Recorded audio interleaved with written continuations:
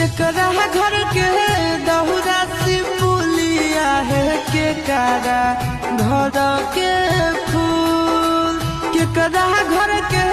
गहिया के दूधवा छठी मैया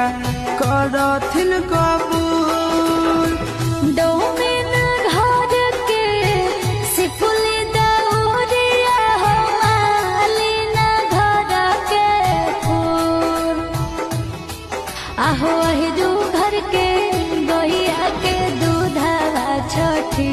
मैया करथिन को